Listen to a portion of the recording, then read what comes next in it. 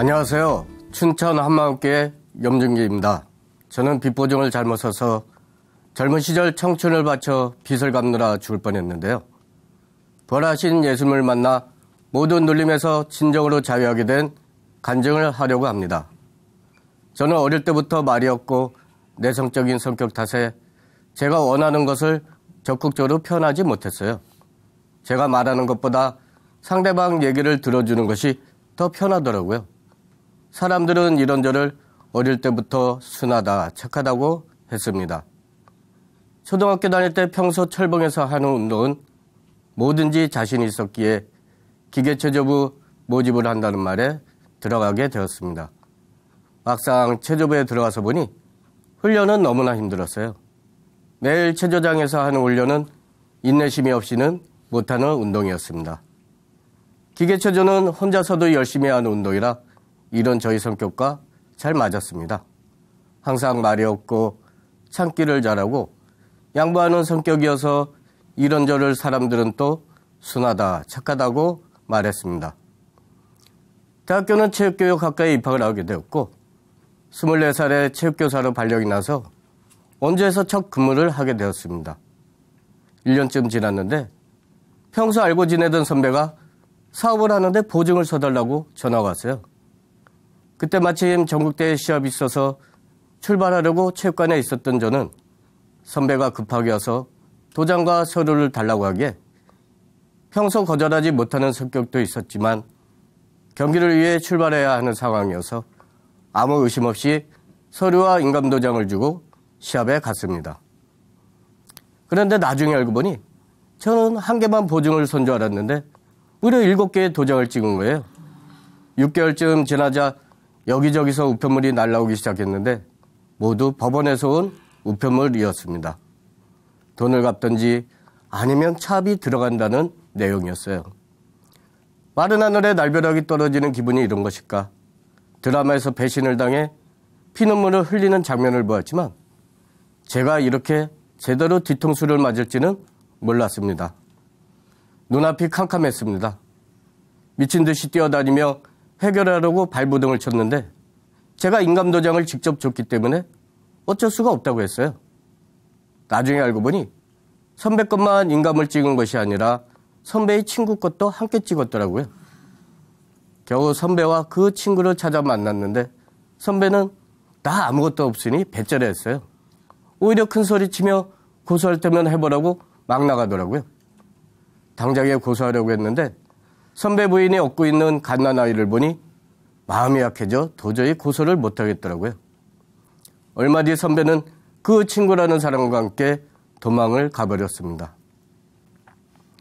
30년 전에 1억 6천만 원이라는 돈은 저에게 도저히 넘지 못할 큰 산이었습니다. 제가 대출받아 쓴 것도 아니고 돈 한 푼 만져보지 못하고 평생을 갚아야 한다고 생각하니 삶의 희망도 목적도 사라졌습니다. 그때 당시에 월급을 100% 차압당할 때도 있었고요. 라면으로 끼니를 때운 적도 많았고 굶기도 많이 했습니다. 반찬이 없어 밥을 물에 말아 먹었던 적도 많았고 라면 스프와 김치만으로 반찬을 했던 적도 있었습니다. 또 얼스빵을 전전하며 살았고 연탄을 아끼려고 이불을 두껍게 깔고 자는데 어찌나 이풍이 센지 자고 나면 이불 위에 서리가 하얗게 덮여 있었던 적도 많았고요. 어느 날 월세가 다 되어 주인이 나가라고 했는데 싼 월세가 나오지 않아 짐을 체육관에 모두 갖다 두고 후배 집에서 얹혀 살 때도 많았습니다. 다른 친구들은 똑같이 발령 나서 결혼도 하고 집도 사고 안정적인 생활을 하는데 저는 빚만 갚다가 인생 끝나겠구나 생각하니 정말 서글퍼졌습니다. 사람들은 교사를 그만두면 빚이 탕감된다고 그만두라고 했는데 그때 당시 집안 사정도 좋지 않아 말도 못 꺼냈습니다. 그러다 자살하면 어떨까 생각해봤는데요. 그런데 부모님 생각이 나서 죽지를 못하겠더라고요. 먼저 죽으면 불효자가 되기 때문에 부모님이 돌아가시면 죽게 해달라고 부처님이든 하나님이든 열심히 빌었습니다. 저는 학교 수업 시간이 끝나면 바로 기계체조 선수들을 훈련시키는 데 몰두했는데요. 주말이면 아이들과 함께 메뚜기도 잡고 달팽이도 잡고 밤도 따라가고 개구리도 잡으러 갔어요. 제 얼굴은 원래 잘 타는 편인데 아이들과 야외에서 활동하다 보니 피부색이 새까맣게 변해버리는 거예요. 그래서 동남에서 왔냐고 많이 들었습니다. 언젠가 전국대회에서 우승을 하였더니 도교육청에서 우수교사 유럽연수를 보내주었어요. 비행기 안에서 기내식을 주는데 대부분 한국 사람들이어서 스튜어디스가 한국말로 김치밥과 불고기 덮밥 중에 고르라고 했어요. 그런데 제 앞에 와서는 영어로 Excuse me 라고 하는 거예요. 순간 당황했지만 얼른 김치밥 주세요 말하고 자는 척 했습니다. 그 이후 한동안 선생님들은 저만 보면 Excuse me 라고 놀렸어요. 또 한 번은 해시자 술집 카페에 갔었는데 저를 보고 우리 가게 처음 외국 사람이 왔다고 서비스로 맥주 5병을 공짜로 갖다 준 적이 있어 모른 척하고 마신 적도 있었습니다. 그때 당시 제가 가르쳤던 아이들이 전국대회에서 우승한 사람도 많았고 국가대표로 활동하는 선수도 많았어요. 인천 아시안게임에서도 제가 가르쳤던 제자가 동메달을 따기도 했습니다. 그리고 나머지 시간은 낚시를 하면서 보냈는데요. 잡념도 사라졌고 특히 새벽녘 동이 틀 때 뻐꾸기가 뻐꾹 하면 꼭 제 마음을 위로해 주는 것 같았습니다. 학교에서도 빚보증으로 인해 월급 차압이 들어가는 것을 알고 있었기 때문에 선생님들의 배려도 있었는데요. 자동차가 없기 때문에 다른 선생님들의 차를 많이 타고 다녔어요. 한 번은 교장선생님과 단둘이 출장을 가게 되었는데요. 교장선생님은 저와 출장을 가게 되면 제가 차가 없으니 교장선생님이 저를 모시고 가야 했어요. 어떤 선생님은 교장선생님이 차량용 먼지털이로 차를 닦는 날이면 오늘도 체육부장을 모시고 출장 가는 날이냐고 교장선생님께 농담하는 선생님도 있었습니다. 제가 월급 차압을 당하고 있는데도 저에게 와서 보증을 서달라고 하는 사람도 있었어요. 이런 사람들의 모습을 보니 시간이 지날수록 마음문이 닫히기 시작했어요. 내가 왜 그때 도장을 줬을까? 후회도 정말 많이 하였습니다. 점점 말이 없어졌고 사람들도 만나기 싫었습니다. 그리고 저를 이렇게 비참하게 만든 그 선배가 정말 죽이고 싶을 정도로 미웠습니다. 하루하루 원망과 미움으로 살았지만 전생에 죄를 많이 지어서 그런가 보다 생각하며 살았습니다. 20년이 지난 어느 날 월급을 받았는데 평소보다 많이 들어온 거예요. 이상해서 행정실 직원에게 월급이 잘못 들어온 것 같다고 했더니 다시 확인해본 후 선생님 이제 차압이 끝났대요 하는 거예요. 얼마나 기쁜지 그날 같은 과 체육선생님들과 코가 삐뚤어지게 술을 먹었습니다.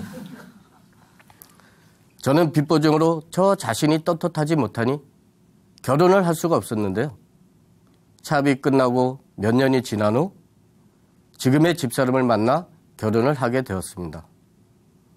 집사람을 만나자마자 하나님을 믿지 않으면 결혼을 못하겠다고 하여 좋아서 그냥 믿겠다고 하며 결혼을 하였습니다.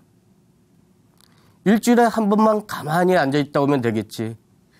하루만 꾹 참자 하는 마음으로 교회를 다녔는데요.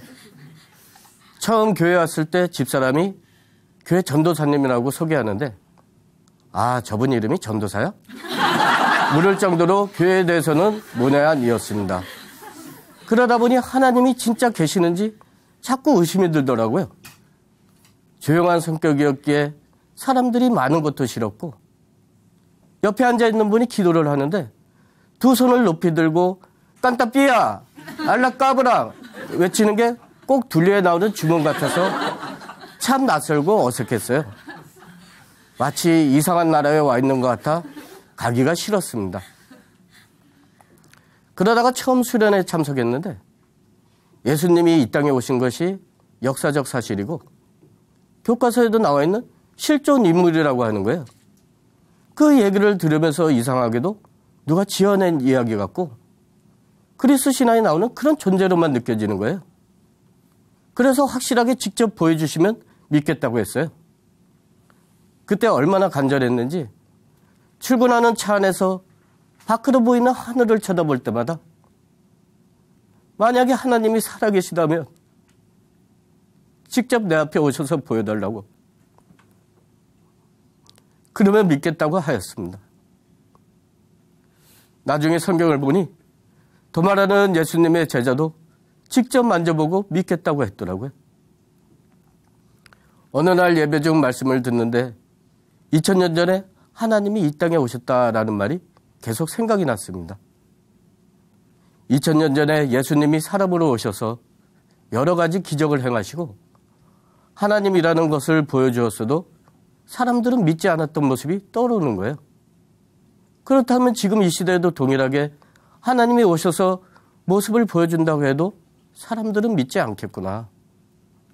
보여주면 믿을 것처럼 자꾸 보여주세요, 보여주세요 하지만 2000년 전에도 직접 오셔서 보여주셨음에도 믿지 않았는데 지금 다시 오셔서 보여준다고 한들 사람들은 믿지 않았을 거예요.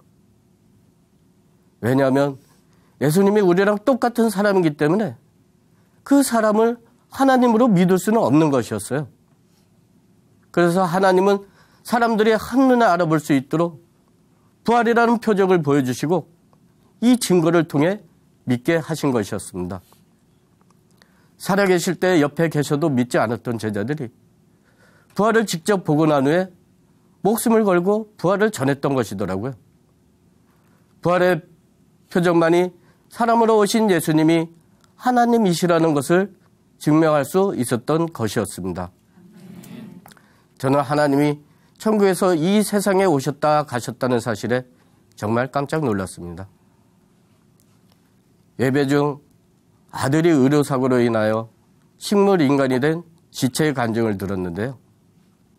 그때 그 어머니의 심정이 느껴지면서 작은 교회 예배 때 다리라는 동영상을 본 생각이 나는 거예요. 배가 오면 다리를 올리고 열차가 오면 다리를 내리는 역무원의 이야기인데요. 아들이 그 다리에 끼어서 다리를 내리면 아들이 죽는데 아버지는 기차 안에 있는 사람들을 살리기 위해서 결국 아들을 희생시킨 영상이었습니다. 열차 안에 있던 사람들은 그 사실을 모르고 먹고 떠들며 즐거워했어요. 그 모습을 본 아버지는 피눈물 흘리며 슬퍼하였습니다. 우리를 창조하신 하나님의 마음도 그 아버지의 마음과 똑같겠구나. 저희 죄를 위하여 하나뿐인 아들을 이 세상에 보내어 십자가에 못 박혀 죽으시고